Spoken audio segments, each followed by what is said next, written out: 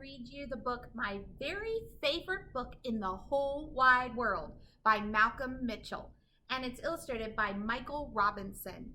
This is the Scholastic World Read Aloud book for 2021. World Read Aloud Day is February 3rd, 2021. I encourage you to go home, tell your parents to read aloud with you, maybe read aloud to them, maybe read aloud with a sibling. I hope you enjoyed this book.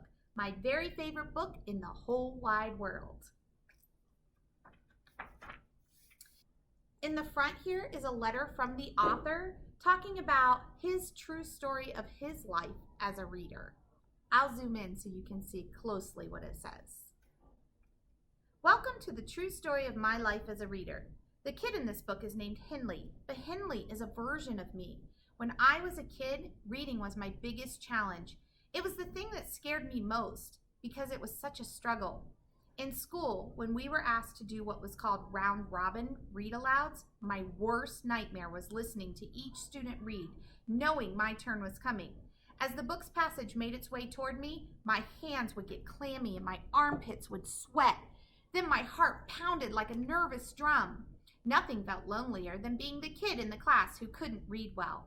Deep down inside, I knew I was as smart as everyone else. I also knew that I really liked stories and the pictures that go with them in some books.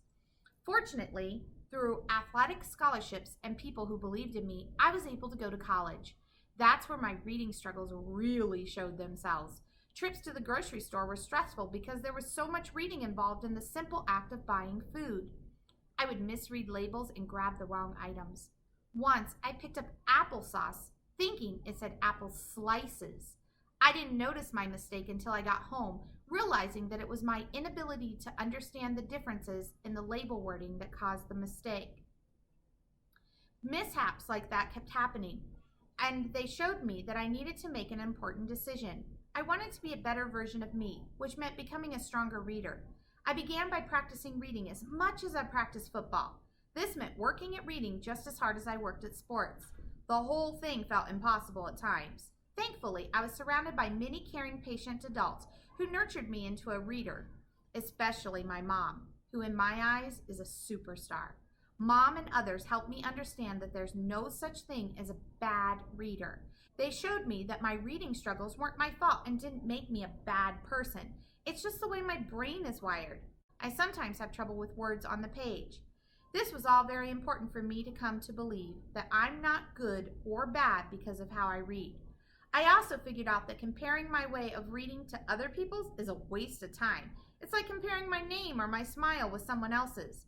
There are things that make me who I am and that make me special. And it's why sharing my very favorite book in the whole wide world with you is so important to me.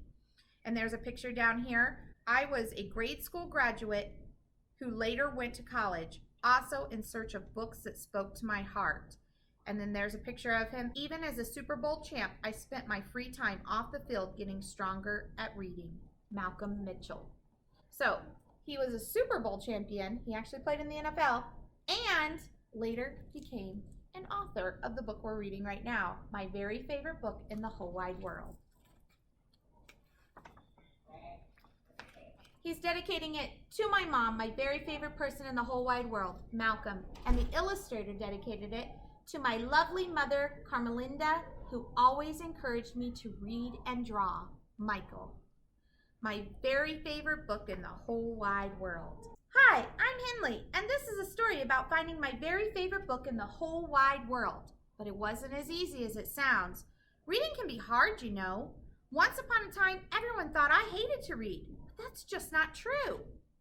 In some books, the words are too big, the sentence is too long, and there are way too many pages. So this is kind of like what it looked like in his mind with the words going round and round. It took forever and ever and ever, blah, blah, blah, blah, blah, blah, blah. We waited and waited and waited, nothing ever happened. It was a long, long, long, long, long, long, long, long, long, long journey.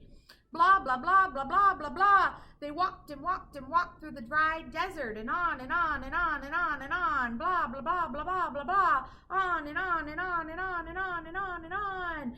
She slept and slept and slept and slept and slept all day. Blah, blah, blah, blah, blah. Just kept twisting and twisting around in his head. In other books, the pictures have zero to do with cool things I like or with what's inside of me. I do try, but some books are so giant, if I stood on them, I would turn into a giant.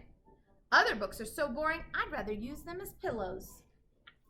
When I'm supposed to be reading homework, I'd rather play football in the backyard. When I'm asked to read the cookbook to help make dinner, I would rather see how many grapes I can fit into my mouth. Once, I took a wagon full of books to the town swimming pool to find out how good they could swim. When I tried to read books about dinosaurs, they made my brain hurt, so I gave the books back to the dinosaurs. I tried reading books about mountains, pickles, aliens, monsters, cats chasing mice, and mice chasing cats. I even found a book about cats chasing mice up a mountain while aliens eat pickles with monsters. But none of those made reading easier or more fun. That all changed when Mrs. Joy gave the worst homework assignment ever. Find your very favorite book in the whole wide world and bring it to school tomorrow. It can be a book about anything. Just make sure you love it because you'll be sharing it with the class. The school bell sounded like 100 horns blowing in my ear. Thinking about the yucky homework assignment gave me a super headache and made my hands sweaty. On the way home from school, I stopped by the mighty library hoping to find any book that could be my very favorite. My friends went into the library ahead of me. When it comes to finding books, I'm not so fast. Inside, there was a nice man sitting behind a jumbo-sized desk. I asked him if he could help me find my very favorite book in the whole wide world. He showed me books about science and adventure and squishy animals. He flipped through the pages of books about flags and farms and holidays. He found plenty of books with twisty big words, sentences as long as my legs, and pictures that tangled the pages. Gave me the heebie-jeebies. When I saw my friends in the middle of the library having fun and reading, I felt more lost than ever. The next place I tried was Mrs. Rackley's bookshop. Maybe she could help me find my favorite book. And see here in the window, it says there's a sale on boring books. Buy one, get 3 free. I might have to go to that bookstore. Mrs. Rackley did what she does best. She brought piles and piles of books. I looked and looked and looked, but I couldn't call any of them my very favorite book in the whole wide world. All those pages and all those words made my eyes tired. I realized it was going to take a book miracle to find my very favorite book. I grew a sad face and stomped all the way home. Mama was unloading the dryer, and she could tell I was having a crummy day. I told her all about the worst ever homework assignment. The librarian and Mrs. Rackley tried their best to help me find a book, but it was no use. I'll never find my very favorite book in the whole wide world. With a voice as warm as rolls from an oven. Oh, I like that. I love his comparison of how warm his mom's voice is. With a voice as warm as rolls from an oven, Mama said, "Henley, sometimes the best stories can be found inside ourselves." After a sweet kiss on the forehead, Mama's words lit up inside me.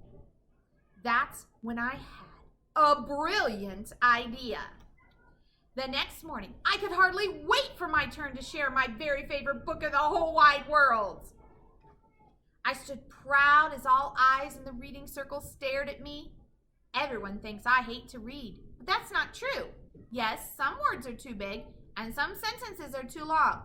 That's not my biggest challenge. Before today, I just hadn't found a book I wanted to read. I hadn't found the words or pictures or pages or sentences or subjects that showed me. So last night, I wrote a book. It's called My Very Favorite Book in the Whole Wide World. It's about a big, fat, bumpy journey to finding the perfect book. My book has words and pictures and pages that show me, and that show you, me. When I started reading my book out loud for everyone to hear, I struggled, but soon my words began to flow. The pictures I drew danced off the pages. Everyone can have a very favorite book in the whole wide world, even if they have to write it. When I was done telling my story, all my classmates clapped and cheered. My teacher gave me a gold star on my homework, and that's the truth.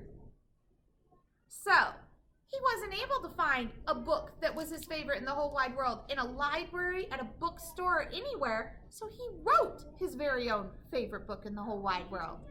I would love to hear what your favorite book is in the whole wide world. I'm going to put a link on my library page for you to submit your favorite book and to tell me why it's your favorite book. Listen to the announcements this week, and I will be sharing some of your favorite books over the announcements. And also, read aloud at home tonight. Read aloud to your parents. Read aloud to your pet. Read aloud to your favorite stuffed animal. Read aloud to your brothers and sisters. Read aloud to yourselves. It is World Read Aloud Day, February 3rd, 2021. But you can read aloud every day. I hope you enjoyed this book, my very favorite book in the whole wide world. Have a great day.